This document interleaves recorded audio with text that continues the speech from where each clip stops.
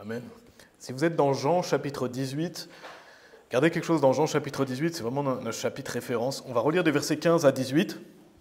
Jean chapitre 18, versets 15 à 18. Et regardez quelque chose dedans, c'est vraiment le chapitre référence pour aujourd'hui. Donc la Bible dit au verset 15, « Et Simon-Pierre suivait Jésus ainsi qu'un autre disciple. Ce disciple était connu du grand prêtre et entra avec Jésus dans le palais du grand prêtre. Mais Pierre se tenait dehors à la porte. Alors l'autre disciple qui était connu du grand prêtre sortit et parla à celle qui gardait la porte et fit entrer Pierre. Alors la jeune fille qui gardait la porte dit à Pierre, « N'es-tu pas aussi un de ses disciples de cet homme ?» Il dit, « Je n'en suis pas. » Et les serviteurs et les officiers se tenaient là, lesquels avaient fait un feu de charbon, car il faisait froid, et ils se chauffaient. Et Pierre se tenait avec eux et se chauffait. Et donc le titre du message aujourd'hui, c'est le fait d'être un chrétien rétrograde. Un chrétien rétrograde. Donc on va entre autres étudier qu'est-ce que ça signifie. Donc si vous ne connaissez pas ce mot rétrograde, on va regarder ça ensemble. Et surtout aussi comment ne pas se laisser l'être ou le devenir. Donc c'est ce qu'on va étudier aujourd'hui. Et la première chose que je veux souligner dans ce message, donc j'appelle ce message chrétien rétrograde, parce que quand on parle d'un chrétien, on parle d'une personne sauvée, n'est-ce pas ? Je parle d'une personne qui est sauvée. Donc quand on parle d'un chrétien, on parle d'une personne sauvée. Tite chapitre 3, verset 5, vous n'avez pas besoin d'y aller, je vais vous le lire. Il dit « Il nous sauva, non par les œuvres de droiture que nous avons faites, mais selon sa miséricorde, par le lavage de la régénération et le renouvellement de l'Esprit Saint. » Donc quand quelqu'un a cru en Jésus-Christ, il est sauvé. La Bible dit « Il nous sauva ». Et donc on croit en une fois sauvé, toujours sauvé. Une fois que quelqu'un est sauvé, c'est définitif. Donc quand on dit chrétien rétrograde, et c'est important de poser les fondations, on parle d'une personne qui est sauvée, donc une personne qui n'ira plus jamais en enfer, une personne qui a l'assurance d'aller au paradis. Et malheureusement, ce n'est pas ce que disent beaucoup de faux prophètes, n'est-ce pas ? Il y a des faux prophètes comme Paul Washer, qui est un diable, qui dit qu'un chrétien charnel n'existe pas. Il va vous dire, non, un chrétien charnel, non, il n'existe pas.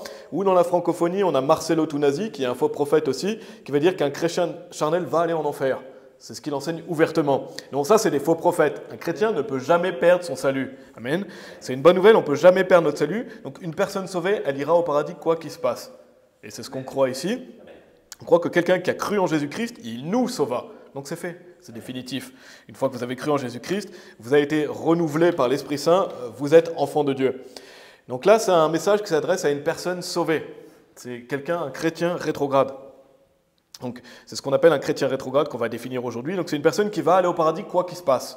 Même si elle est rétrograde, elle va aller au paradis. Pourquoi ? Parce qu'on croit à la préservation des saints et on ne croit pas à la persévérance des saints. Ça, c'est ce qu'enseignent les calvinistes. Les calvinistes, peut-être il y en a certains qui ne croient pas à ça, il y en a qui croient plus ou moins dans certains points, mais c'est quand même quelque chose qui est souvent reconnu dans le calvinisme. Ils disent qu'une personne sauvée va automatiquement faire des œuvres. Une personne sauvée va automatiquement persévérer jusqu'à la fin, vivre la vie chrétienne. Sinon, on sait qu'il n'a pas vraiment été sauvé, ou voilà, il n'a pas vraiment cru en Jésus-Christ. Ça, c'est ce qu'on appelle la persévérance des saints. Nous, on ne croit pas en ça. On croit en la préservation des saints. Ça veut dire qu'on croit qu'une personne sauvée, elle est préservée, définitivement sauvée. Elle a l'assurance d'aller au paradis quoi qu'elle fasse, parce que c'est Dieu qui est fidèle. Et nous, on n'est pas fidèles comme Dieu. Donc, elle ne peut jamais perdre son salut. Amen.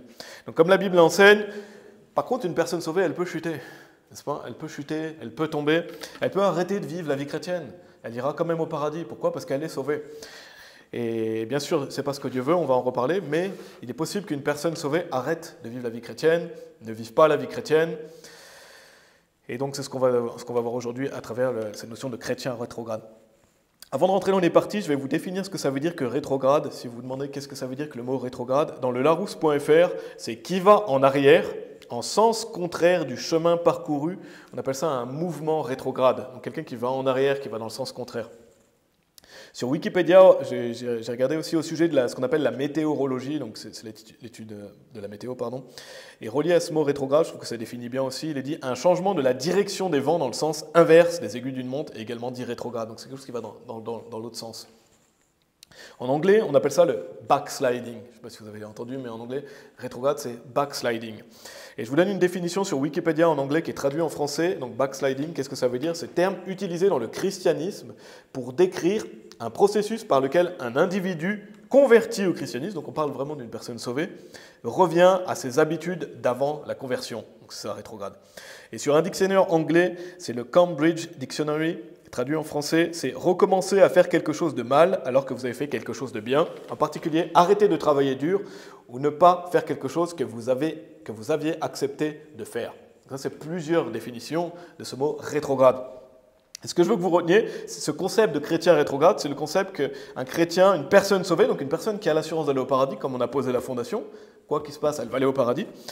Comme on a déjà défini, ce chrétien, il va en arrière dans sa vie chrétienne. Il ne va pas suivre Jésus-Christ, il va en arrière. Qu'est-ce que ça signifie ? Ça veut dire qu'il va dans le sens contraire pour diverses raisons. Ça peut être parce que quelqu'un chute, ça peut être parce que quelqu'un veut arrêter de vivre la vie chrétienne. Mais on l'a vu qu'il va en arrière, en sens contraire du chemin parcouru, mouvement rétrograde. On a aussi lu que c'est quelqu'un qui revient à ses habitudes d'avant la conversion, qui arrête de travailler dur. Donc qu'est-ce que ça signifie ? Et c'est ça que je veux prendre. Quelqu'un qui rétrograde, c'est quelqu'un qui régresse, qui chute dans la vie chrétienne. Et il est dans une spirale. C'est ce qu'on va voir aujourd'hui. Il y a une spirale, ce que j'appelle une spirale d'un chrétien rétrograde. On va étudier ça aujourd'hui, mais c'est une spirale qui fait qu'une personne de plus en plus veut arrêter de servir Dieu. Et elle va en venir à être rétrograde et donc à arrêter de servir Dieu. Donc on va étudier cette spirale aujourd'hui. C'est quelqu'un qui veut prendre des distances, qui commence à regarder les choses de Dieu avec distance, qui prend ses distances par rapport à la vie chrétienne. Et ça peut être plus ou moins avancé. Quelqu'un peut être plus ou moins avancé dans cette spirale. Ça peut être le début, quelqu'un qui commence à se dire « Ah, moi, la vie chrétienne, j'ai de moins en moins envie de vivre la vie chrétienne ». Ça peut être au début, ou ça peut être plus avancé, et ça va jusqu'à quelqu'un qui arrête de servir Dieu et qui reste chez lui et qui ne vit plus pour Dieu. C'est ce qu'on appelle un chrétien rétrograde. Donc bien sûr, c'est relié au fait d'arrêter de travailler pour Dieu, parce que si quelqu'un est rétrograde, c'est qu'il arrête de faire des œuvres. Il arrête de faire des œuvres pour Dieu, et donc il va retourner dans sa vie, peut-être qu'il avait avant, ou il va aller dans le péché. Et on va le voir aussi. Donc c'est retourner dans sa vie d'avant conversion ou le fait d'aller dans le monde de manière générale. Et on peut tous aller dans 1 Corinthiens chapitre 10, si vous voulez bien. 1 Corinthiens chapitre 10. Et on peut tous de temps en temps, certaines personnes peut-être plus souvent que d'autres personnes, avoir des baisses de foi, n'est-ce pas ? On peut avoir des baisses de foi, on peut avoir des doutes, on peut faire des mauvais choix dans nos vies chrétiennes, et ça peut nous freiner dans notre vie chrétienne, ça peut nous faire chuter. Mais on va étudier justement aujourd'hui comment éviter d'être pris dans cette spirale.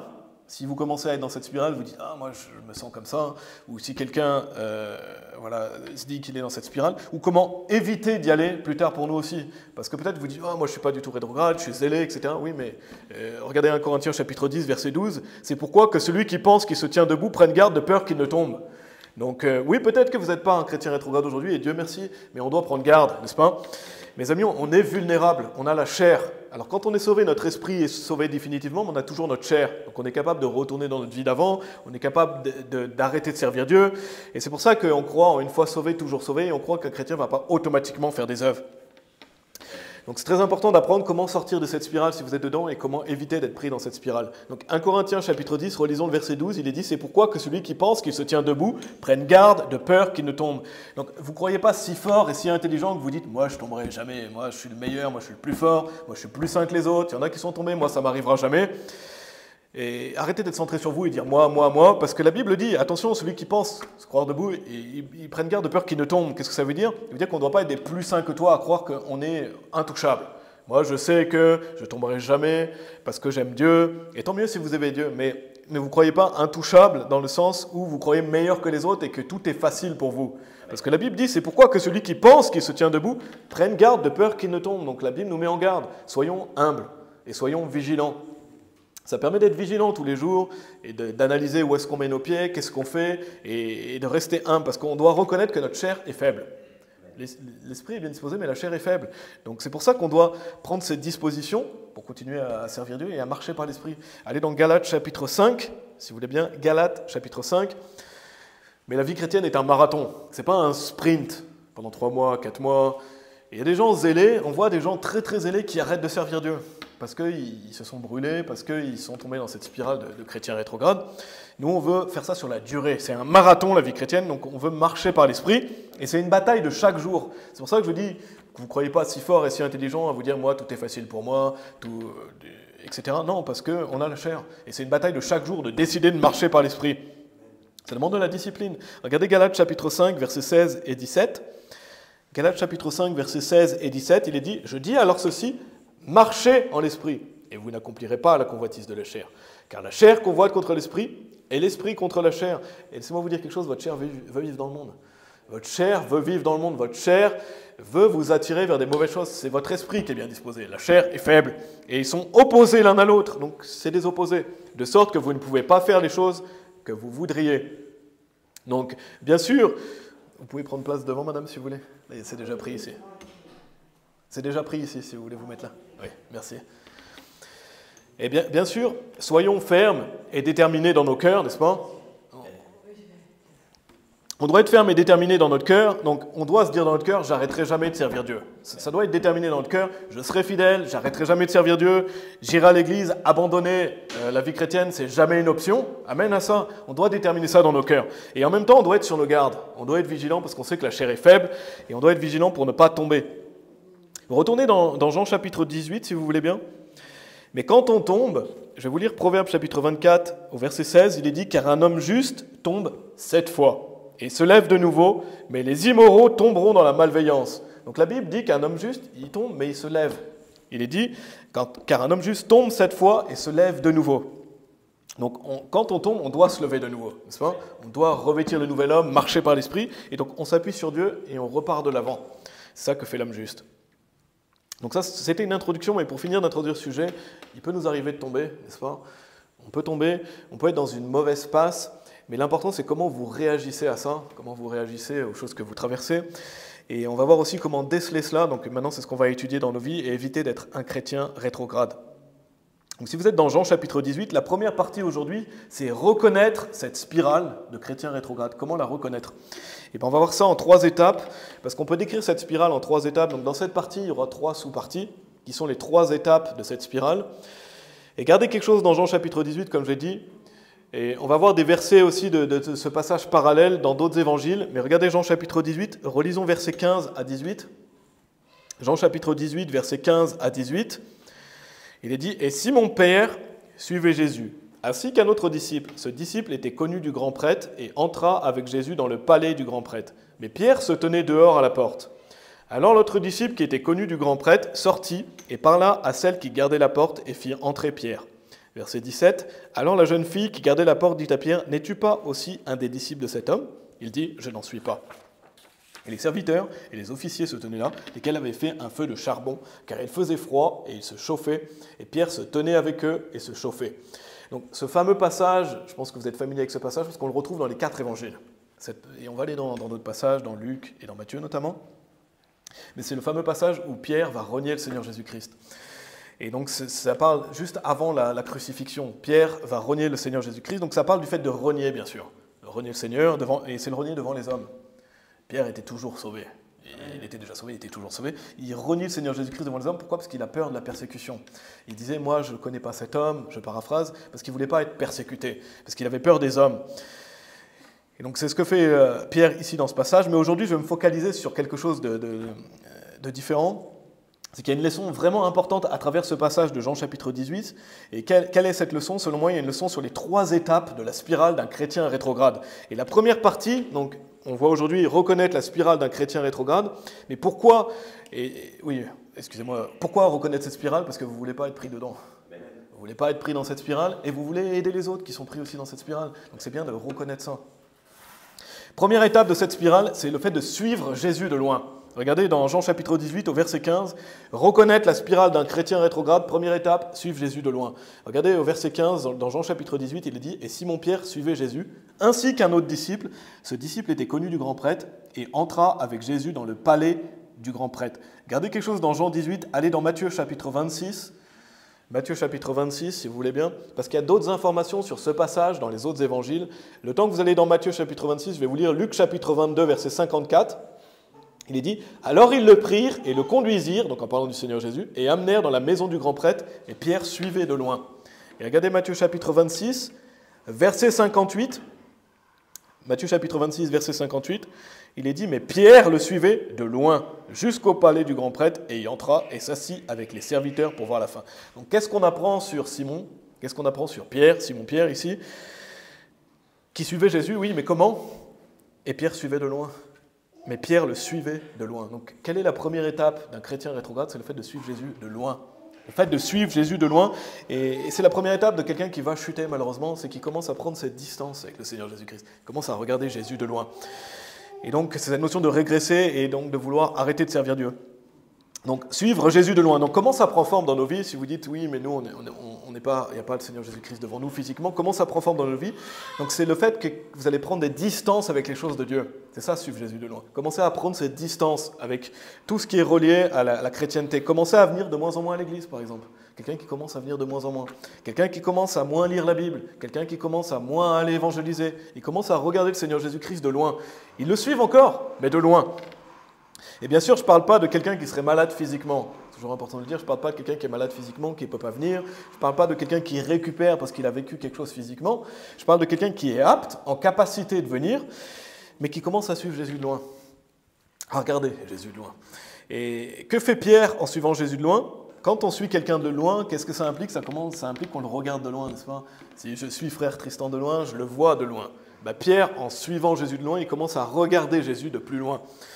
Et donc, c'est logique. Mais comment ça se traduit pour nous ? C'est comme je dis, c'est quelqu'un qui commence à venir de moins en moins. Quelqu'un qui dit « moi, ce dimanche, je ne vais pas venir. Moi, je commence à venir une fois sur 2, une fois sur 3, de moins en moins ici, de manière générale, dans une église locale aussi. Ça peut être quelqu'un qui écoute en ligne aujourd'hui, qui vient de moins en moins à l'église. Ça peut être quelqu'un qui aussi vient, mais qui n'est pas vraiment là. Je ne sais pas si vous avez déjà ressenti quelqu'un qui vient, mais on sent qu'il pense à autre chose. On sent qu'il n'est plus vraiment impliqué. Il commence à se distancer des choses de Dieu. Il commence à penser à autre chose quand il vient ici.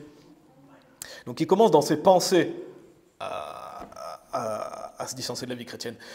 Il commence à trouver des excuses de pourquoi il ne veut plus venir, de pourquoi il ne veut plus aller évangéliser, pourquoi il ne veut plus lire la Bible.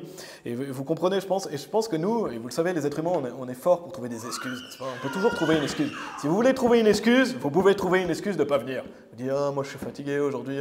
Ah, moi j'aimerais bien aller me promener aujourd'hui. Ah, moi j'aimerais bien faire autre chose. » On est forts, les êtres humains, pour se trouver des excuses, n'est-ce pas ? Si on est honnête, on le sait.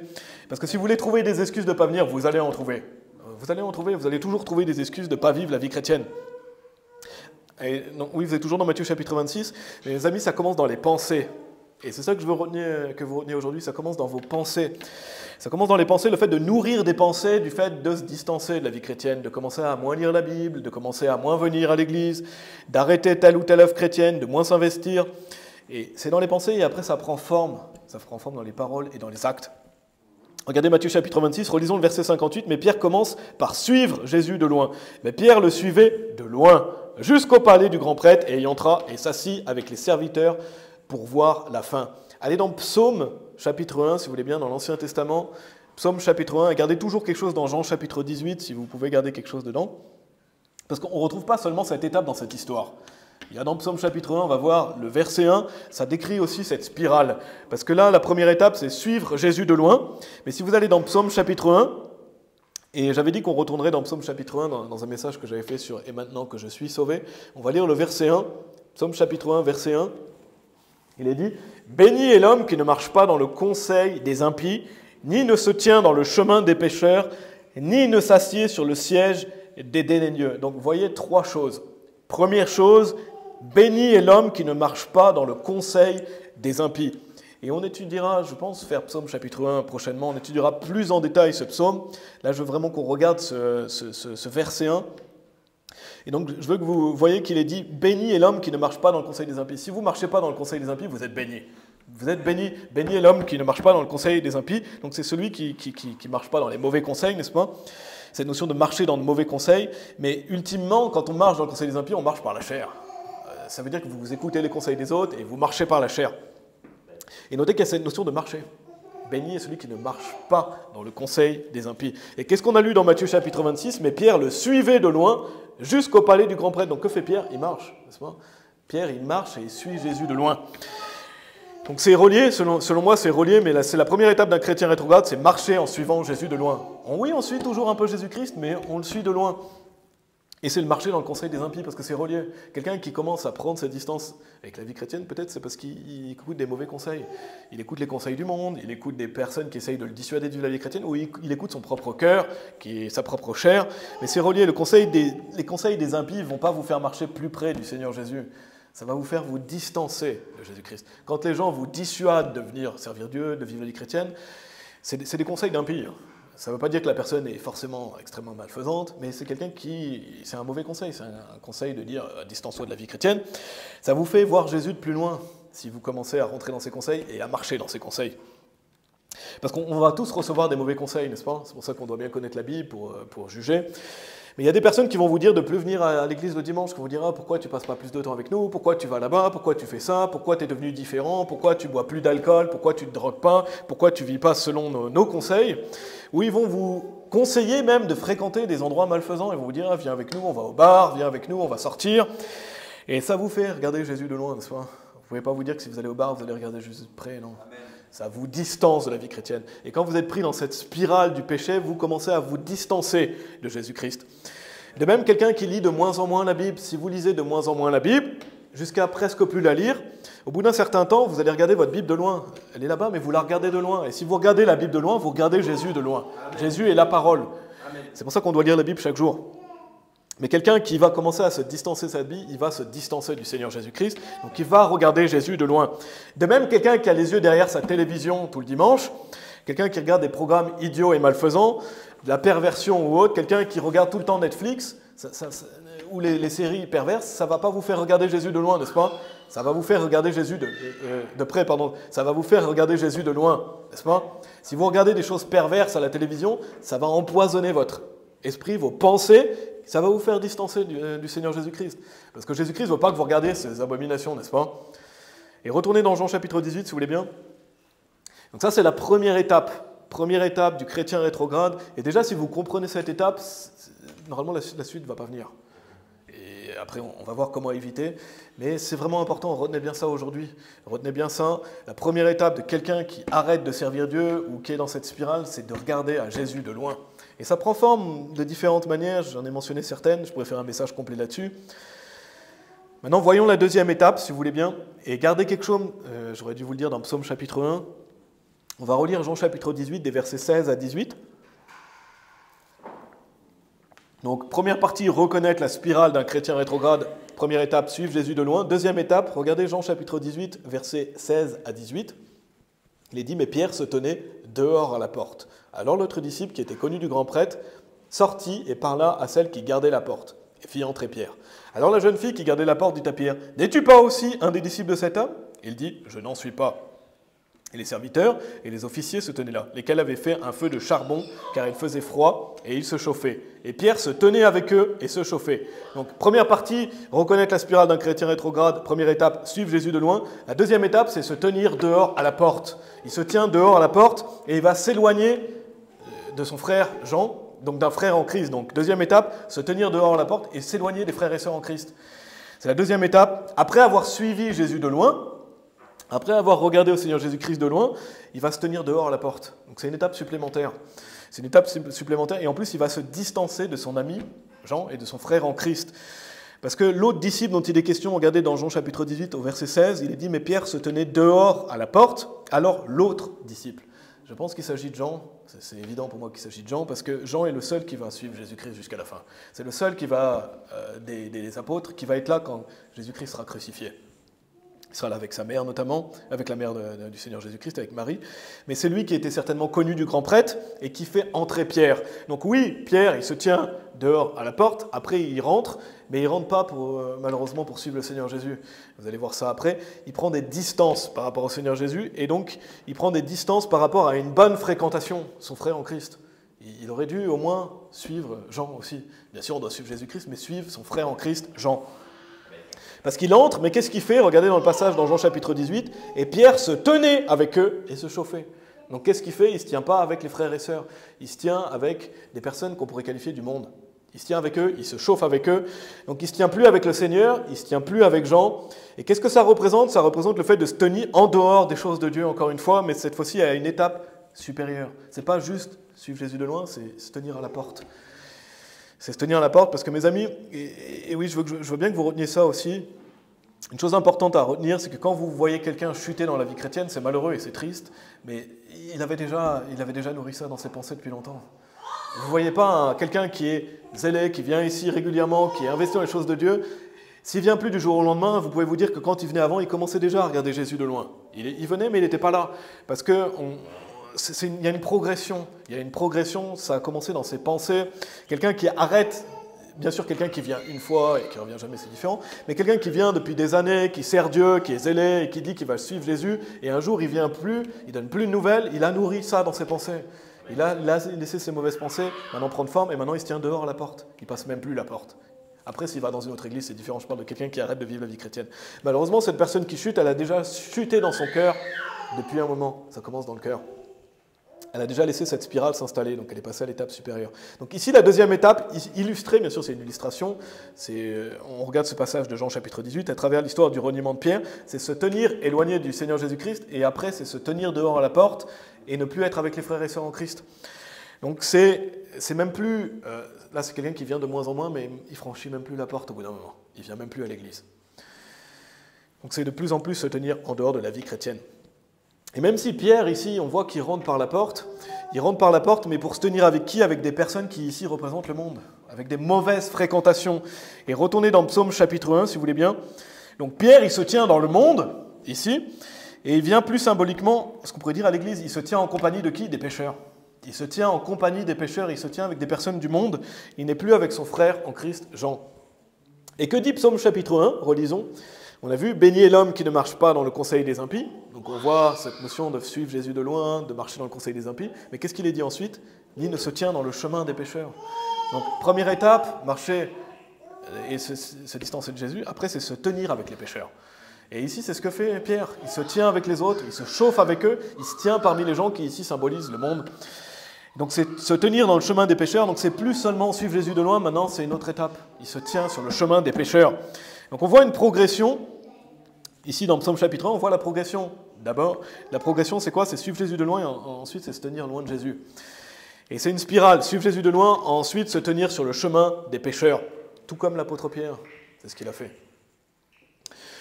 Allez dans Luc chapitre 22, si vous voulez bien. Luc chapitre 22, donc je vous relis donc, ce qu'on a vu. « Et les serviteurs et les officiers se tenaient là, lesquels avaient fait un feu de charbon, car il faisait froid, et ils se chauffaient, et Pierre se tenait avec eux. » Et c'est marrant parce qu'on voit se tenir sur ce chemin des pécheurs, ici on voit il se tenait avec eux, et se chauffer. Donc Pierre, ici, il est dans le cours de ce monde. Il est avec des mauvaises fréquentations. Il est dans le chemin des pécheurs, il se tient avec des personnes qui ici représentent le monde. Il n'est pas avec des frères et sœurs en Christ, n'est-ce pas? Et ici, comment on l'applique dans nos vies respectives? C'est quelqu'un qui viendrait encore de moins en moins et qui ne se tient plus avec le peuple de Dieu. Il se tient sur le chemin des pécheurs, il se tient de plus en plus avec le monde. Il franchit presque plus la porte ici.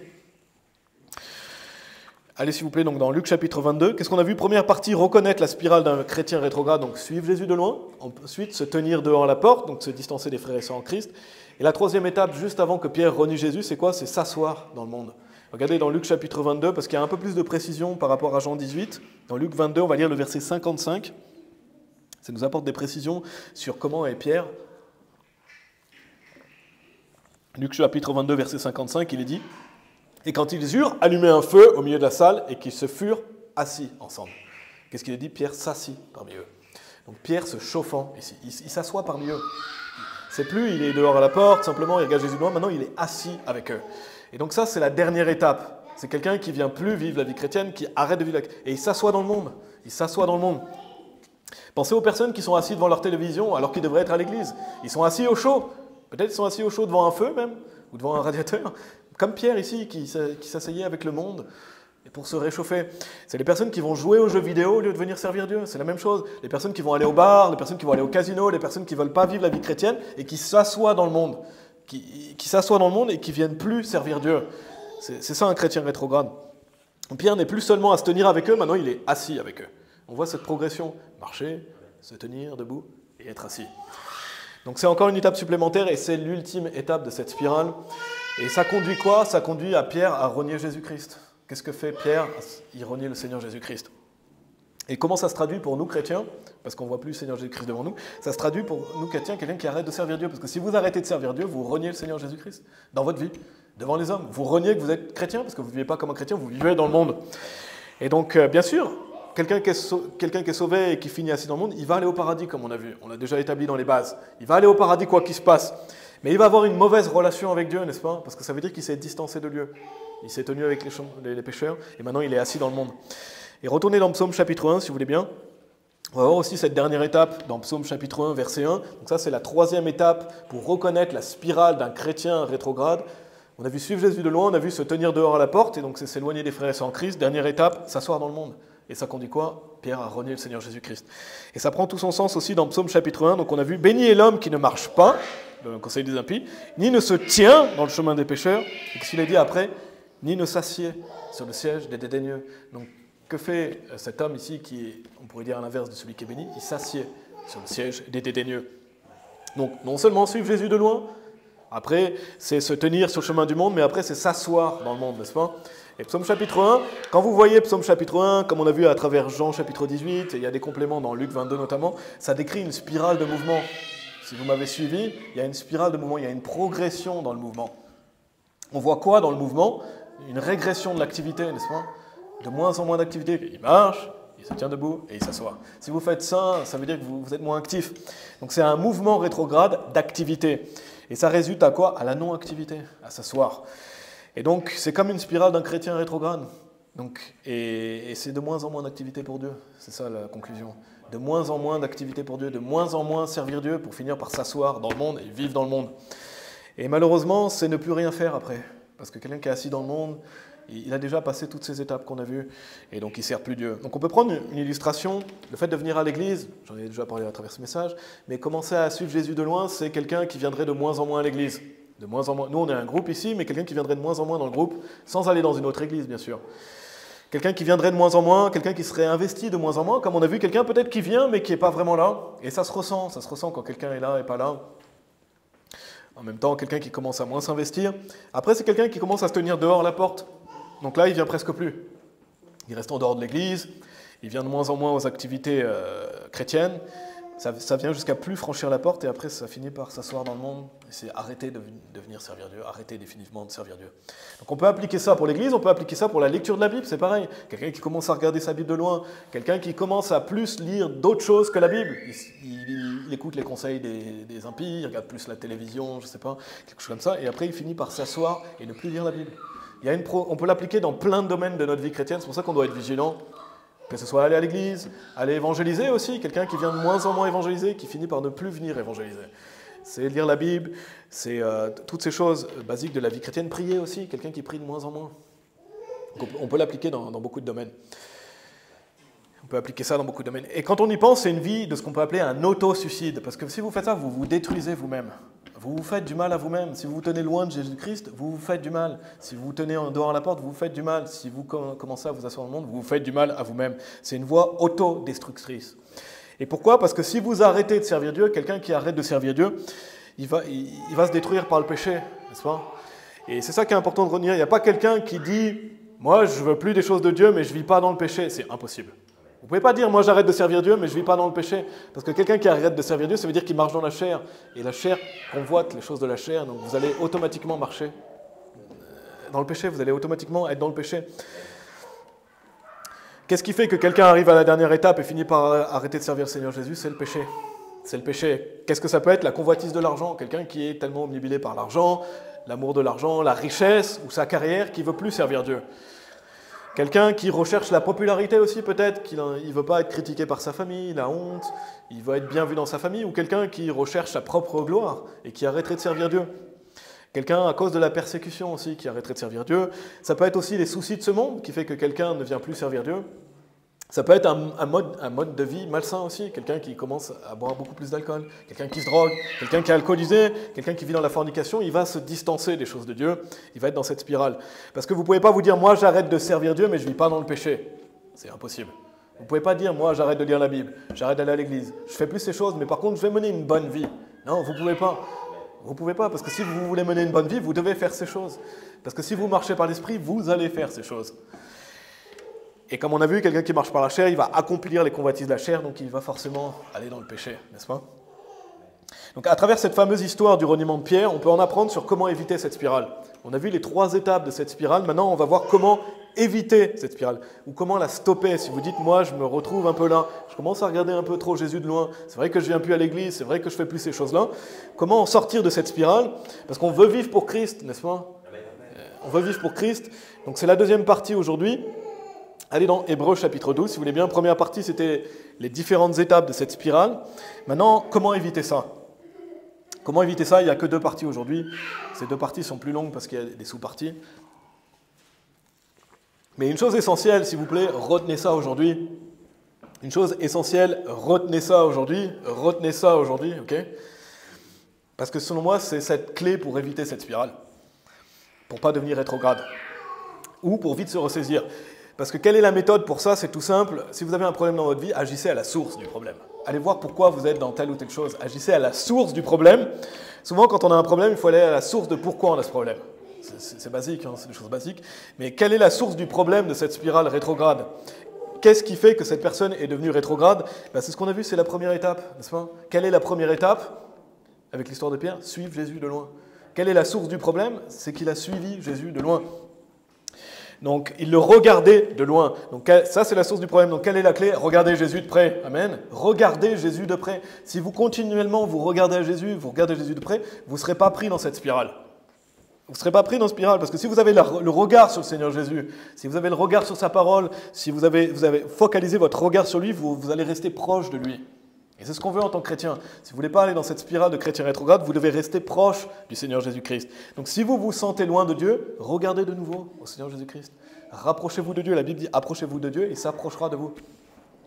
Donc regardez toujours à lui. Amen. Accrochez-vous au Seigneur Jésus. On était allé dans Hébreux chapitre 12. Donc notre pasteur avait fait un excellent sermon sur Hébreux chapitre 12 il y a 2 semaines. Et c'était vraiment important, c'est sur la course de la vie chrétienne. On retourne dans Hébreux chapitre 12. On va lire le verset 2. Hébreux chapitre 12, verset 2, il est dit quoi? Il est dit « Regardant à Jésus, l'auteur et le finisseur de notre foi, qui pour la joie qui était placée devant lui a enduré la croix, méprisant la honte, et s'est assis à la main droite du trône de Dieu. » Donc il est dit « Regardant à Jésus », n'est-ce pas? Regardez à Jésus. Et allez dans Hébreux chapitre 11. Dans Hébreux chapitre 11, si vous voulez bien, en parlant de Moïse, il est dit au verset 27, donc juste un chapitre avant, Hébreux chapitre 11, on va lire le verset 27. Donc en parlant de Moïse, il est dit, par la foi, il abandonna l'Égypte, et on sait que dans la Bible, l'Égypte, ça symbolise le monde, n'est-ce pas? Sans craindre le courroux du roi, car il endura comme voyant celui qui est invisible. Voyant celui qui est invisible. Donc c'est regarder à Dieu, n'est-ce pas? C'est regarder à Dieu. Pourquoi il a enduré, Moïse? Pourquoi il a enduré? Pourquoi il a choisi de souffrir l'affliction avec le peuple de Dieu plutôt que de jouir des plaisirs du péché pour une saison? Et on va y aller après. C'est par la foi, exactement. Et c'est parce qu'il regardait au Seigneur Jésus-Christ. Donc il endura, il resta dans la course. Pourquoi? Parce qu'il regardait à Jésus-Christ. Il regardait à Dieu. C'est pour ça qu'il continua de servir Dieu, comme voyant celui qui est invisible. Donc regardant à Dieu. Et on a vu à travers Hébreux chapitre 12, au verset 2, qu'il est dit « Regardant à Jésus, l'auteur et le finisseur de notre foi, qui pour la joie qui était placée devant lui, a enduré la croix, méprisant la honte, et s'est assis à la main droite du trône de Dieu. » Donc regardez à ce que Jésus a fait pour vous, n'est-ce pas? Regardez ce que Jésus a traversé pour vous, regardez ce que le Seigneur Jésus-Christ a fait pour vous, regardez au Seigneur Jésus-Christ, ça va vous éviter d'être pris dans cette spirale. Parce qu'on doit continuellement regarder à Jésus. On doit continuellement, chaque jour. C'est pas je regarde un jour à lui, et puis après pendant un mois je regarde... Non, on doit toujours regarder à Jésus-Christ. C'est la clé du succès de la vie chrétienne. Je vais vous lire 2 Corinthiens chapitre 4, verset 18, vous n'avez pas besoin d'y aller. Il est dit, tandis que nous ne regardons pas aux choses qui se voient, mais aux choses qui ne se voient pas. Car les choses qui se voient sont temporelles, mais les choses qui ne se voient pas sont éternelles. Et c'est la même chose. Si vous regardez aux choses éternelles, vous regardez à Jésus-Christ. Regardez à ces choses éternelles. Regardez aux choses spirituelles. On doit continuellement regarder à Jésus-Christ, continuellement marcher par la foi. Et ça va vous aider à le servir, à endurer, à traverser les choses. Et si vous tombez, vous allez vous relever, parce que vous allez regarder à Jésus-Christ. Donc, si vous n'êtes plus dans Hébreux chapitre 11, retournez-y si vous voulez bien, Hébreux chapitre 11. Mais bien sûr, le fait de regarder à Jésus, c'est un sermon aussi en lui-même, c'est le fait d'avoir une discipline spirituelle, n'est-ce pas? Si vous regardez à Jésus, vous allez lire la Bible chaque jour. Vous allez vouloir lire la Bible parce que vous voulez être proche de lui. Vous allez vouloir aller à l'église. Vous allez évangéliser, vous allez prier. Toutes ces choses vont avec. Regardez au Seigneur Jésus-Christ. Et vous détournez de vos péchés aussi, parce que si vous regardez à Jésus, vous allez avoir honte de vos péchés. Vous allez vouloir vous améliorer, être plus saint pour le Seigneur. Et qu'est-ce que tout ça permet? Dans Hébreux chapitre 11, si vous y êtes, on va lire le verset 25. Regardez à Jésus-Christ, ça permet d'endurer les obstacles et de résister à la tentation. Regardez, il est dit, choisissant plutôt de souffrir l'affliction avec le peuple de Dieu que de jouir des plaisirs du péché pour une saison. Donc regardez à Jésus, ici Moïse regardait à celui qui était invisible, ça a permis à Moïse d'endurer et de choisir cette affliction avec le peuple de Dieu, plutôt que de jouir des plaisirs du péché pour une saison, parce que le péché peut procurer du plaisir aux gens, n'est-ce pas? Le péché peut procurer du plaisir, la satisfaction immédiate. Quand vous allez dans le péché, vous pouvez avoir cette satisfaction immédiate, cette gratitude, mais pour votre chair, vous gratifiez votre chair, n'est-ce pas? Parce que votre chair veut aller dans le péché. Mais la Bible dit, pour une saison, parce qu'il y a une conséquence après. Et je ne me rappelle plus de la citation exacte, mais le péché va toujours vous amener plus loin que là où vous voudrez aller. Ça va vous coûter plus cher que ce que vous voulez payer. On rigole pas, on plaisante pas avec le péché. Bien sûr, chacun d'entre nous, on est pécheur, mais on doit faire attention à ça. Et c'est dit pour une saison, parce que si vous allez regarder Jésus de loin, vous allez vous tenir sur le chemin des pécheurs, n'est-ce pas? Vous allez être assis dans le monde, mais allez dans Matthieu chapitre 26, vous allez regarder Jésus de loin. Vous allez vous tenir sur le chemin des pécheurs, vous allez être assis dans le monde, et qu'est-ce que ça va faire au final? Si vous voulez bien aller dans Matthieu chapitre 26.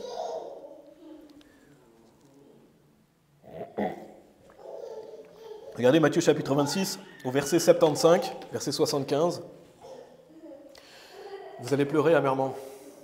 Voilà malheureusement ce que ça fait. Regardez Matthieu chapitre 26, verset 75. Il est dit « Et Pierre se souvint de la parole de Jésus qui lui avait dit « Avant que le coq ait chanté, tu m'auras renié 3 fois. » Et il sortit et pleura amèrement. Après avoir renié le Seigneur Jésus-Christ, Pierre il pleure amèrement.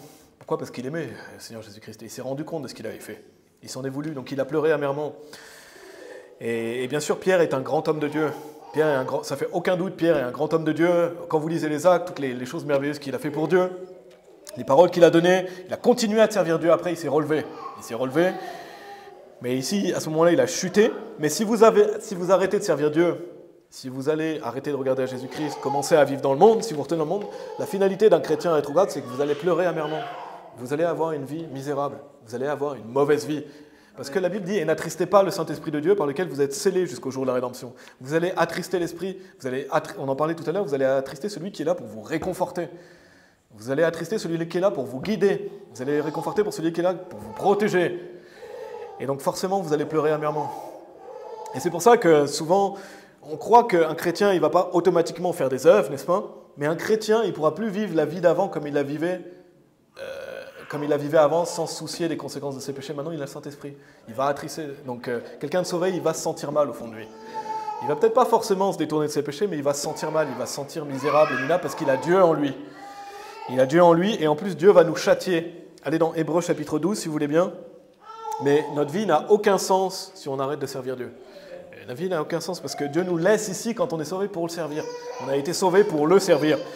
Et en plus, donc, non seulement on va pleurer amèrement, mais parce que Dieu va nous châtier aussi.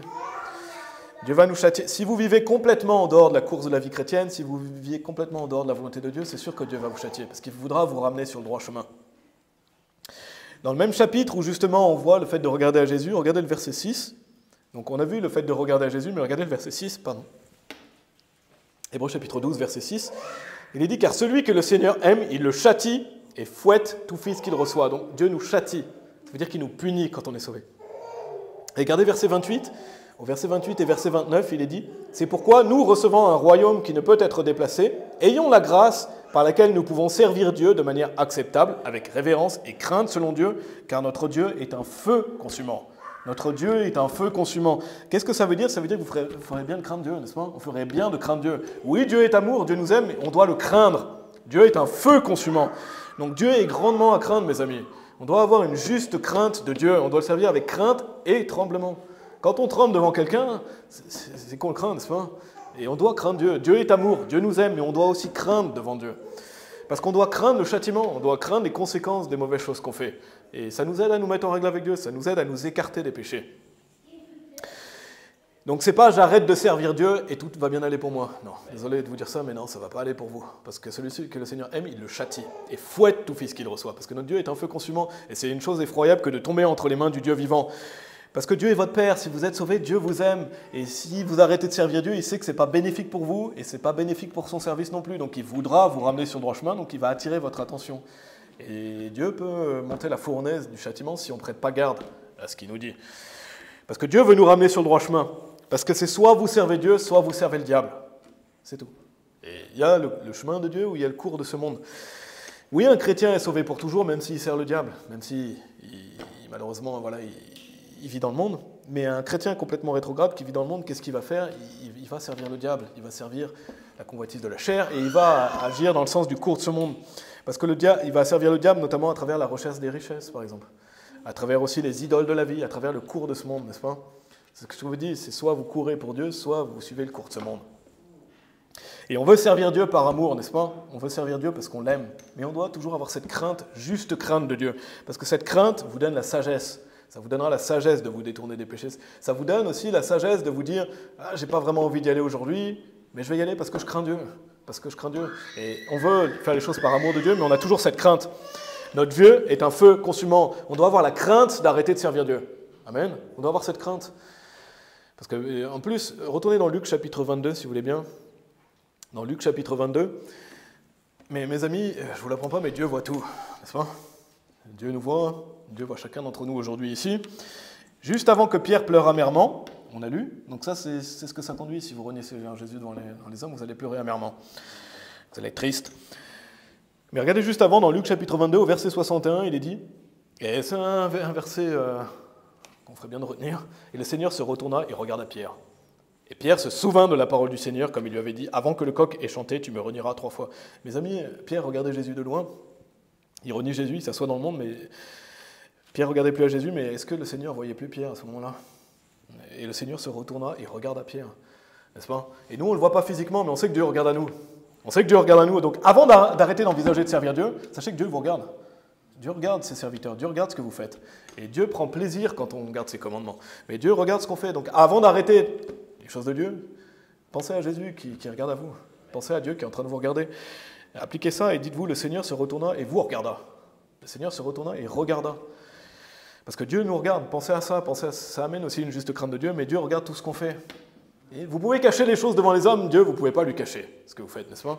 Vous ne pouvez pas cacher à Dieu ce que vous faites dans votre chambre. Donc ça amène cette juste crainte de Dieu. Avant d'aller regarder la télévision et de regarder des choses perverses, Dieu est en train de vous regarder, n'est-ce pas? Vous devriez craindre de regarder des choses perverses. C'est pour ça qu'on doit regarder à Jésus-Christ. Amen. Parce que Dieu regarde à nous. Donc regardons au Seigneur Jésus-Christ. Parce qu'on veut que Dieu prenne plaisir à nous voir. Allez dans Ecclésiaste chapitre 7. Donc on a encore quelques notions, mais on a bientôt fini après. La première partie, c'était cette spirale du chrétien rétrograde. On a vu le fait que ça commence par le fait de regarder Jésus de loin, après se tenir sur le chemin des pécheurs, donc se tenir dehors à la porte, s'écarter des frères et sœurs, après s'asseoir dans le monde, qui amène Pierre à renier le Seigneur Jésus-Christ, à pleurer amèrement, et Dieu nous voit à travers tout ça. C'est pour ça, moi je trouve que c'est réconfortant de savoir que Dieu voit tout, parce que ça veut dire que Dieu voit toutes vos petites œuvres. Tout ce que vous faites pour lui, il le voit. Il le voit. Donc arrêtez de sonner de la trompette devant les hommes si vous faites des choses, Dieu l'a vu. Vous n'avez pas besoin de sonner de la trompette pour dire j'ai fait ça, non, Dieu l'a vu. Parce que si vous sonnez de la trompette devant vos œuvres, la Bible dit que vous avez votre récompense, n'est-ce pas? C'est pour ça qu'on doit être humble. Bien sûr, des fois on partage ce qu'on a vécu parce qu'on est heureux de partager ce qu'on a vécu, mais on ne fait pas nos œuvres pour être vus des hommes. Et donc si vous dites aujourd'hui je me reconnais, c'est vrai que je commence à suivre Jésus de loin, c'est vrai que je me sens loin de Dieu, peut-être que vous sentez loin de Dieu, vous sentez rétrograde. Si vous vous sentez assis dans le monde, la bonne nouvelle c'est que ce n'est pas trop tard pour revenir, n'est-ce pas? La bonne nouvelle c'est que vous pouvez revenir à Dieu. Vous pouvez regarder de nouveau à Jésus de près. N'est-ce pas? Vous pouvez regarder à Jésus de près, regardez de nouveau, c'est assez simple, regardez de nouveau au Seigneur Jésus. Ouvrez votre Bible, allez à l'église, priez, allez évangéliser, et détournez-vous de vos péchés. Et Dieu ne nous a pas caché ce qu'il fallait faire. Donc, et revenir, c'est faire preuve de courage. Quelqu'un qui ne vient plus pendant un moment, s'il revient, c'est louable, n'est-ce pas? À part si c'est un pervers réprouvé, mais si c'est quelqu'un de sauvé, c'est louable de revenir, même quand on n'est pas venu depuis longtemps. Et si quelqu'un revient qui n'est pas venu depuis longtemps, avec un frère ou une sœur, on ne dit pas aux gens hein, « Pourquoi tu n'étais plus venu? Pourquoi tu ne venais plus? Qu'est-ce qui fait que tu ne venais plus ?» Non, on accueille cette personne et on est heureux qu'un frère ou une sœur revienne, n'est-ce pas? Donc si vous vous sentez loin de Dieu, bonne nouvelle, c'est pas trop tard. Si vous respirez, vous pouvez vous rapprocher de Dieu. Donc ça, c'était c'est cette deuxième partie. Comment éviter ça? Maintenant, juste rapidement, je vous donne d'autres choses importantes également, et je pourrais développer plus, mais qui peuvent aussi éviter d'être pris dans cette spirale. Même si le fait de regarder Jésus, ça engendre toutes ces choses, une chose que je veux souligner, c'est attention à vos fréquentations. J'en ai parlé un peu dans Soutien sur le chemin des pécheurs, mais attention à qui vous fréquentez, parce qu'on voit que Pierre, il se mêle au monde, n'est-ce pas? Donc attention à qui vous fréquentez, on doit être un peuple séparé pour Dieu. On doit être un peuple séparé, on a lu dans Psaume chapitre 1 aussi. Autre chose, si vous êtes dans Ecclésiaste chapitre 7, regardez le verset 16, il est dit « Ne sois pas droit à l'excès et ne te fais pas trop sage, pourquoi te détruirais-tu » Donc ne pas être sage à l'excès. Ça c'est important aussi, qu'est-ce que ça veut dire? Ça veut dire avoir une juste balance. Avoir une juste balance dans la vie, on veut abonder dans l'œuvre de Dieu, n'est-ce pas? On veut abonder, on veut lire la Bible, on veut être zélé, on veut vivre pour Dieu, mais c'est un marathon et ce n'est pas un sprint. C'est pas un sprint. Dieu ne vous demande pas, dit pas, tu dois lire la Bible 4 heures par jour, tu dois prier 4 heures par jour, et vous commencez à vous brûler parce que vous êtes dans un sprint. Ne sois pas juste à l'excès. Il faut avoir une juste balance. Ne vous brûlez pas, parce qu'on voit des gens comme ça malheureusement. Et j'entends des pasteurs en parler, de gens qui sont zélés, qui font beaucoup de choses pour Dieu, et un jour ils arrêtent. Ils se sont brûlés parce que peut-être ils étaient juste à l'excès. Peut-être qu'ils croyaient que c'était un sprint. Non, c'est un marathon. C'est un marathon. On ne veut pas être au bout de 2 mois et être brûlé parce qu'on est juste à l'excès. Donc oui, on veut faire les choses de Dieu, mais on prend en considération que c'est un marathon, donc on veut être balancé. Ça, c'est important aussi, comment éviter des fois d'être dans... Peut-être que quelqu'un peut avoir cette tendance, comment éviter cette spirale, ne pas être juste à l'excès, mais vivre la vie chrétienne comme un marathon. Et oui, abonder dans l'œuvre de Dieu, mais il faut être balancé. Autre chose, considérez à travers la Bible, ou même vos frères et sœurs, qu'on traverse tous des choses difficiles, n'est-ce pas ? On traverse tous des choses difficiles, des afflictions, des douleurs, des difficultés. Dans Hébreux chapitre 12, on parle de ce nuage de témoins. Donc on vit tous des choses difficiles. Quand on considère ça, ça nous aide à considérer que oui, c'est vrai que les autres traversent aussi ça. Je vais continuer à servir Dieu, je ne suis pas le seul dans cette situation. Dernière chose, une raison auquel on doit toujours penser aussi, arrêtez d'être centré sur vous, arrêtez de penser à vous, et commencez à penser aux autres. Arrêtez de penser à votre propre personne en disant moi je vais arrêter de servir Dieu, pensez aux autres. Par exemple, si vous êtes marié, pensez à votre femme, pensez à vos enfants, pensez à votre femme, pensez à vos enfants, si vous en avez. Avant de renier Dieu dans votre vie, pensez à ceux qui dépendent de vous. Parce que c'est vraiment égoïste et honteux, un père qui arrête de servir Dieu, alors qu'il a une femme, alors qu'il a des enfants, quelle honte. Il devrait penser d'abord à sa femme et ses enfants. Donc même s'il n'a pas envie de venir, il devrait venir, juste pour sa femme et ses enfants. Et parce qu'il regarde au Seigneur Jésus-Christ. Donc quel témoignage vous donnez aux autres? Et non seulement ça, mais on l'a déjà parlé aussi dans notre message, pensez aux frères et sœurs aussi que vous découragez en ne venant pas. Pensez aux autres.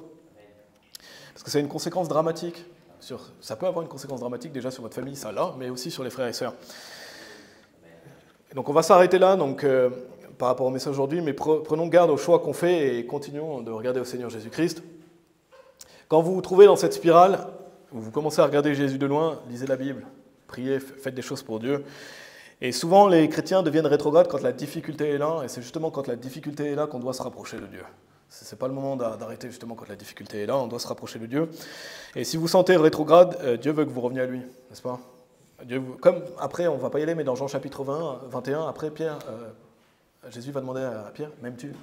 Pourquoi ? Parce que Jésus veut que Pierre revienne dans la course, Jésus veut que Pierre continue à œuvrer. Et donc si vous êtes rétrograde et vous écoutez aujourd'hui, mais est-ce que vous aimez Dieu ? Si vous aimez Dieu, remettez-vous à l'œuvre. Remettez-vous à l'œuvre. Parce que Dieu est là et Dieu veut vous utiliser. Dieu a un plan pour nous. Amen. Donc ça, c'était chrétien rétrograde. Merci, on va prier.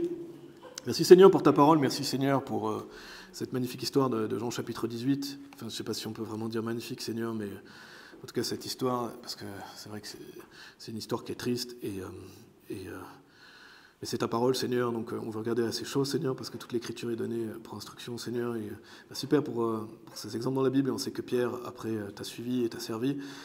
Merci Seigneur de nous aider à ne pas être chrétien rétrograde, à nous aider à toujours regarder à toi Seigneur, marcher pour toi, et on prie pour que si quelqu'un écoute et est éloigné de toi Seigneur, il puisse revenir. Merci pour ta parole et merci pour tous ces bons conseils qu'on a dans ta parole Seigneur, parce que c'est toi l'ultime conseiller Père. Merci Seigneur, on prie pour toutes ces choses en ton Fils Jésus-Christ. Amen.